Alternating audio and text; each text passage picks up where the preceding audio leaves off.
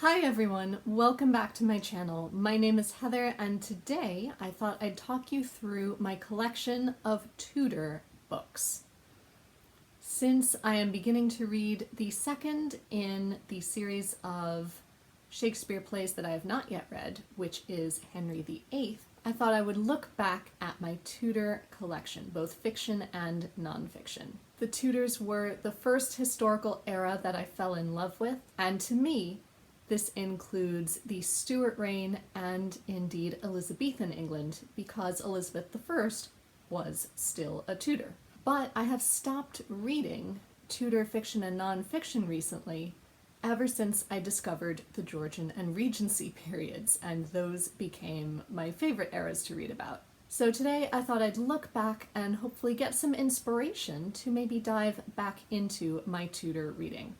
So first of all, I will start you with nonfiction, and the earliest nonfiction that I read about this period was Horrible Histories by Terry Deary. These are written for children, but they are incredibly accurate and very funny and very detailed. If you know the show, which is on Hulu here in the US and on CBBC in the UK, the show is also wonderful, but I prefer the books a little bit more because they get to be a little bit more tongue-in-cheek and a little less slapstick. Yes, they put out 2 books about the Tudors. I have Terrible Tudors, which is an older book, and then Terrifying Tudors.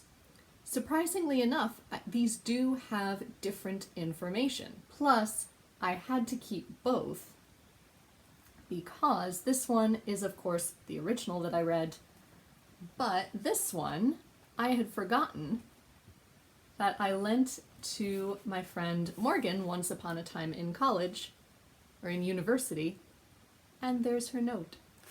So I like to keep that in there just as a lovely surprise to myself.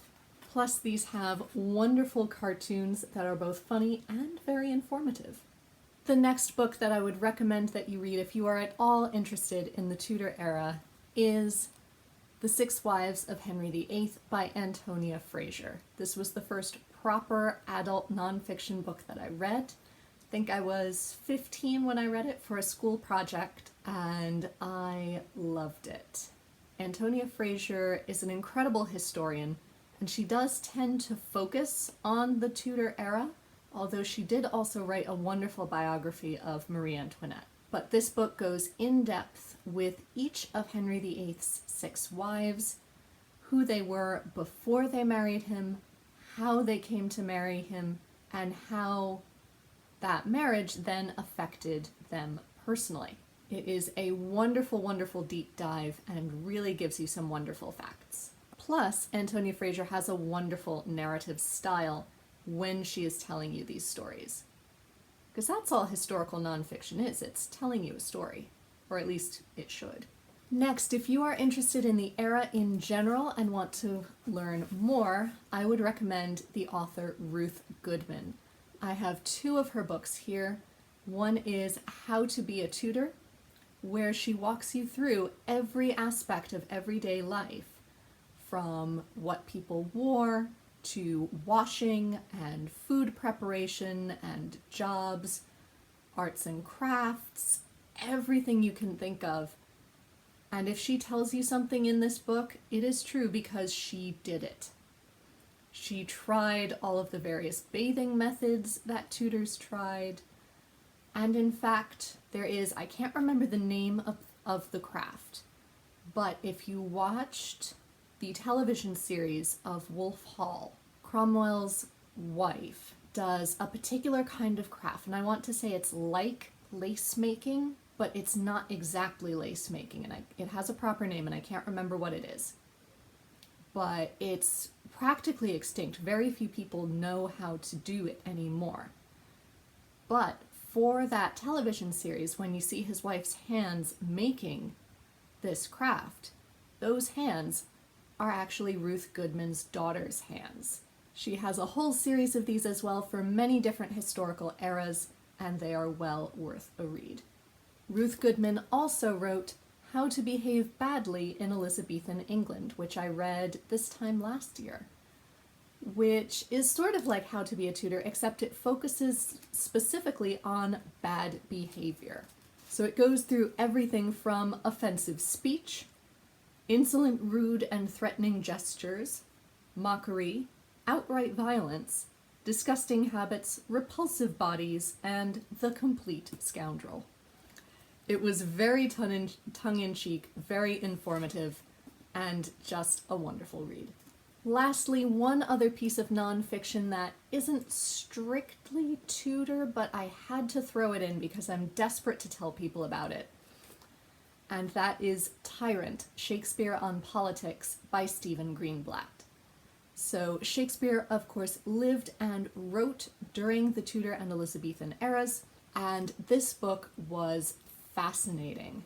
In it, Stephen Greenblatt looks specifically at Shakespeare's political figures, both Shakespeare's histories, so Henry IV, Henry V, Richard III, all of those characters, and in addition, some of his fictional characters like King Lear, Leontes from The Winter's Tale, Coriolanus, and in examining all of them, he draws parallels to both historical and modern rulers, from Elizabeth I all the way up to present day, and makes some thinly veiled references to Donald Trump's presidency, among others, and points out the psychopathic nature that these characters tend to use in order to hold on to power, and how real political figures are still using those same techniques to hold onto power.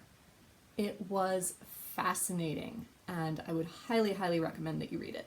Okay, that came out a bit terribly, so I will read John Lithgow's quote off the bat, because he said it much better than I did. At the outset, the book notes how Shakespeare craftily commented on his own times by telling tales of tyrants from centuries before. In an act of scholarly daring, Greenblatt then proceeds to do exactly the same thing. I mean, how can you resist? So now we move into fiction. So I'm going to start with some of the fiction that I first read when I started going into the Tudors. So these books tend to be considered middle grade, but don't let that put you off. If you are just starting, or if you'd like a quick refresher, these might be wonderful places for you to start. So the first thing I read that was specifically Tudor or Elizabethan was the Royal Diaries book Elizabeth I. And this is, of course, a fictional diary of then Princess Elizabeth when she is about 10 years old, and telling the story of her friendship with Robert Dudley and her relationship with her siblings, Mary and Edward, and their relationships with, which queen was their stepmother at the time? Catherine Parr. Catherine Parr was their stepmother at this point.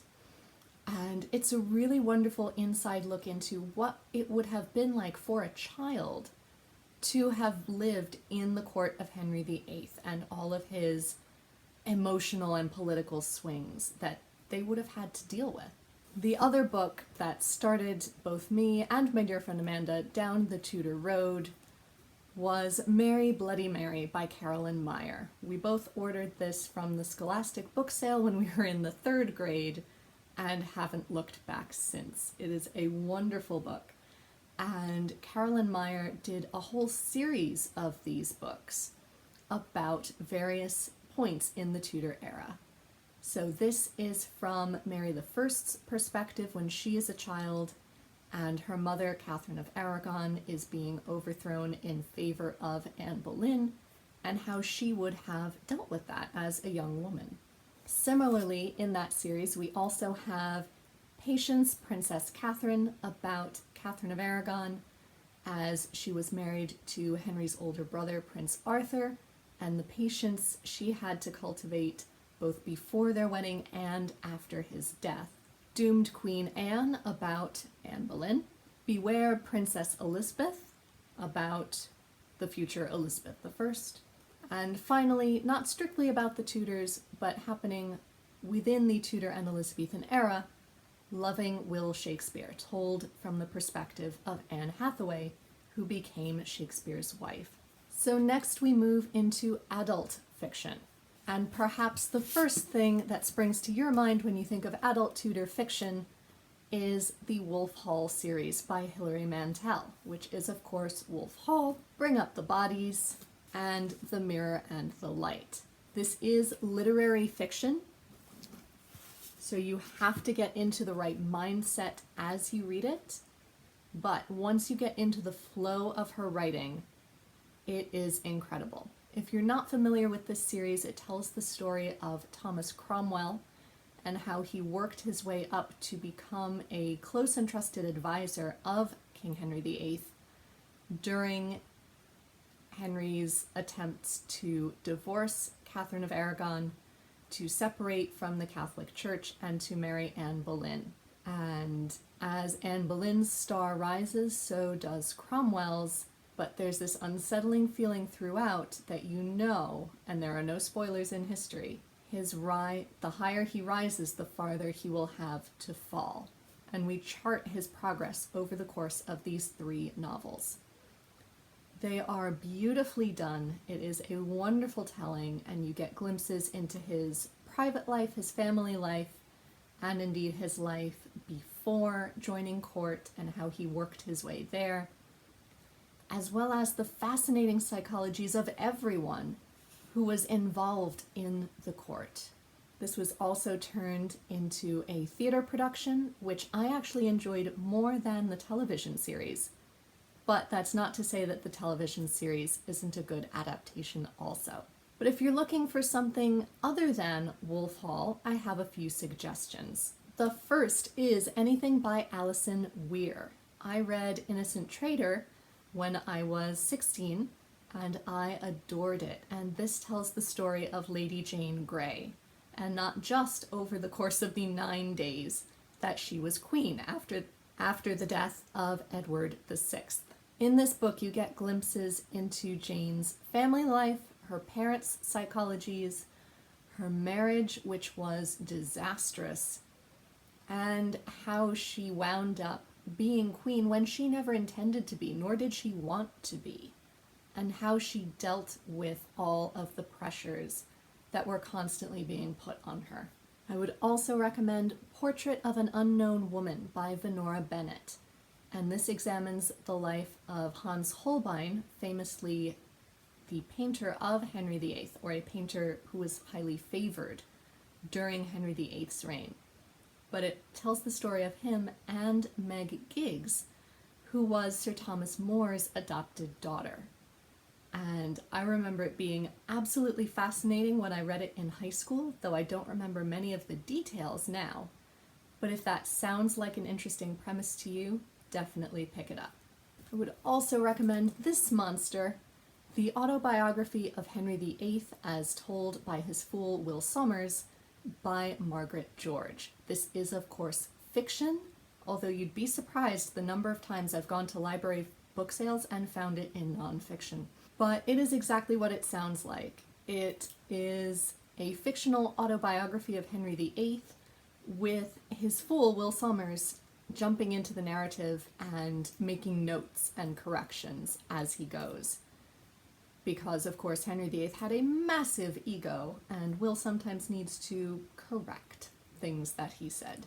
I would also recommend the Matthew Shardlake series by C.J. Sansom, which begins with Dissolution, which is the story of Matthew Shardlake, a lawyer during the Tudor era, and this first book opens while Henry VIII is dissolving the monasteries as part of his break with the Catholic Church. And Matthew Shardlake enters the scene when a royal commissioner is murdered in the monastery of Scarnsey on the south coast of England. This is an incredible series. I've only read the first book so far, but I have heard nothing but wonderful things about the rest of the series, although the books do get bigger the farther in you go.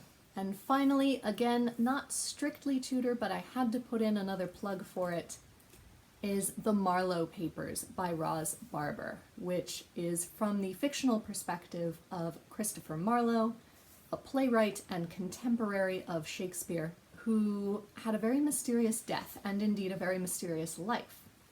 So this book takes the perspective that Marlowe faked his death, that he was some sort of spy for the government, and he has to flee to France after faking his death, and he is writing these poems back to someone that he was in love with. And much as I don't agree with the theory that Marlowe wrote Shakespeare, this book was fascinating because it looked at so many aspects of Marlowe's life that we will never understand, and did it in verse. It is beautiful. Definitely check it out if you haven't heard of it. And finally, we can't talk about Tudor fiction without mentioning Philippa Gregory. Now, I have a whole series of her books here, which is currently falling into my lap, and I know these are controversial. They are sometimes seen as too smutty and very fluffy, but I would argue that the books are relatively accurate. No, we can't know exactly where people were when certain events happened, but she takes a plausible route and doesn't play with the facts very, very much. And they have a very easy reading style, so they can be a wonderful gateway for people to get into more Tudor fiction. So, there are a couple places that you could start with this. The Other Boleyn Girl is an obvious place to start. It was far more accurate than the major motion picture with Natalie Portman and Scarlett Johansson. I was so excited for that film, and then I hated every minute of it. And again, I was 15 or 16. So, read the book rather than watch that film. It is much better done.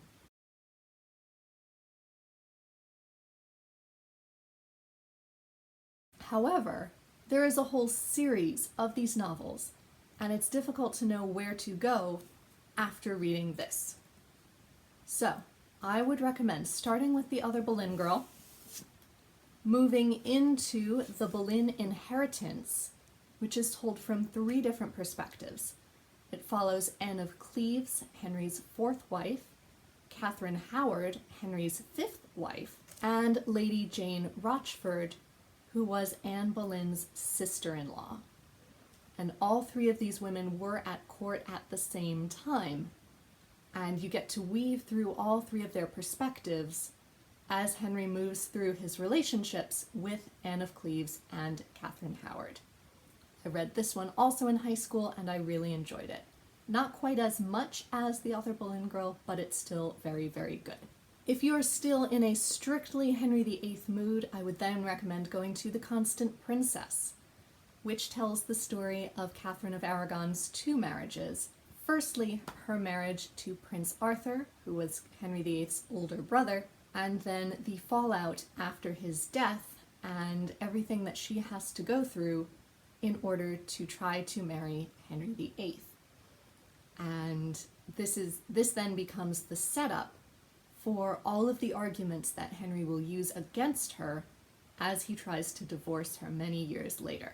So it's a fascinating prequel in that sense. For other Tudor books specifically, but not necessarily about Henry VIII by Philippa Gregory, I would recommend The Queen's Fool, which is the story of Hannah, a young Jewish girl who emigrates to England from Spain to escape the Spanish Inquisition, who is then commissioned by Robert Dudley to spy on Mary Tudor. I loved this book, especially seeing Mary Tudor from an outsider's perspective, learning about what it must have been like for Jews in Tudor England, how much they would have had to hide, how much they would have been used to hiding from escaping the Inquisition. It was wonderful. I would highly recommend this one. Then I would also make the argument that if you like Philippa Gregory television series, or if you'd like to understand how Henry VIII came to be Henry VIII, how did all of these players fall into place, I would recommend the White Princess series by Philippa Gregory. This is a series of 4 to 5 novels, depending on how you look at it. So if you watched The White Queen, you will know 4 of these novels, or recognize characters from 4 of these novels. They begin with The Lady of the Rivers, which is the story of Jacquetta, Duchess of Bedford, who becomes mother to Elizabeth of York, whose story we follow in The White Queen, and these all cover the War of the Roses. So Elizabeth belonged to the Yorkist faction and was the wife of Edward the Fourth? It doesn't say. I think Edward the Fourth. Which is then followed by the Red Queen, so looking at the woman at the head of the Lancastrian faction, who was Margaret Beaufort, who was Henry VII's mother, and therefore Henry VIII's grandmother. And the last woman involved in the War of the Roses was the Kingmaker's daughter, being Anne Neville, being Lady Anne, who is famously wooed by Richard III. This series then culminates with The White Princess, which was also a Starz series, but again, the book was so much better. And this tells the story of Elizabeth of York, who was this Elizabeth of York's daughter, who eventually married Henry VII, being Margaret Beaufort's son, and Henry VII and this Elizabeth of York were Henry VIII's parents. Did you get all of that? So here again, you can start to see how Henry VIII became Henry VIII, given everything that he would have grown up with psychologically from his parents.